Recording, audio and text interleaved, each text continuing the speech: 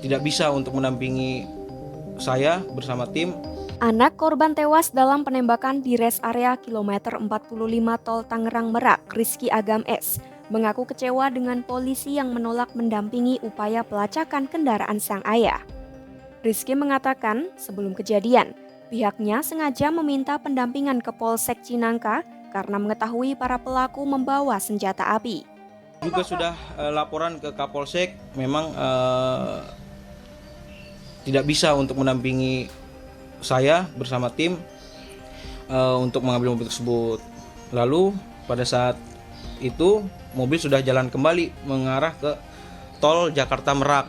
Setelah kita ikuti, kita buntuti, ternyata mobil tersebut mampir ke rest area 45 di Balaraja. Itu terjadi tembakan ya 4 atau 5 kali mengarah ke kita. Itu naasnya bapak saya sendiri, pemilik rental Makmur Jaya, yang kena tembakan tersebut di bagian dada. Terkait tudingan ini, polisi membantah penolakan pendampingan yang diajukan oleh korban. Kapolsek Cinangka AKP Asep Iwan Kurniawan menegaskan polisi tidak gegabah demi keselamatan anggota dan korban. Asep pun menjelaskan kala itu 3 orang mendatangi Polsek Cinangka sekitar pukul 1 dini hari.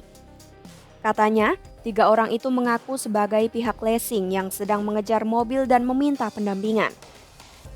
Menurut Asep, petugas telah meminta dokumen kendaraan yang dikejar, namun mereka tidak dapat menunjukkannya.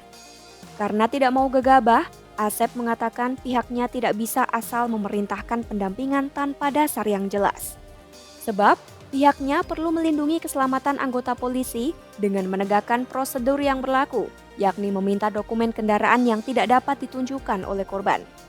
Saat itu, korban mengatakan akan mengambil surat kendaraan, namun korban tidak kembali ke polsek hingga tak lama kemudian insiden penembakan terjadi di rest area tersebut.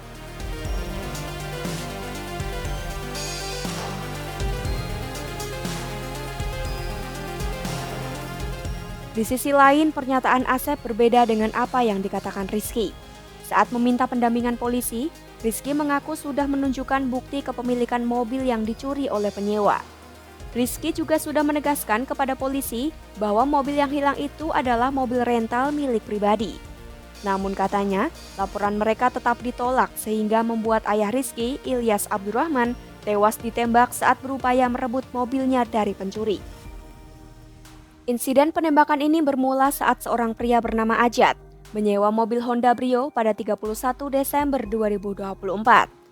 Namun pada 1 Januari 2025, 2 dari 3 perangkat GPS yang terpasang di mobil sewaan itu dipotong. Rizky bersama ayahnya kemudian melacak mobil tersebut hingga ke Pandeglang. Usai memergoki mobil Brio di pertigaan Saketi, pelaku sempat menodongkan senjata api sambil mengaku sebagai anggota TNI Angkatan Udara. Situasi semakin kacau saat sebuah mobil Sigra hitam yang diduga rekan pelaku menabrakkan kendaraannya ke tim rental hingga kemudian para pelaku kabur. Pengejaran terus dilakukan hingga rest area di kilometer 45 Tol Tangerang Merak, tempat mobil Brio akhirnya berhenti. Tim rental pun berhasil menangkap salah satu pelaku, namun situasi menjadi mencekam saat rekan pelaku dari mobil Sigra kembali muncul dengan melepaskan tembakan yang akhirnya menewaskan korban.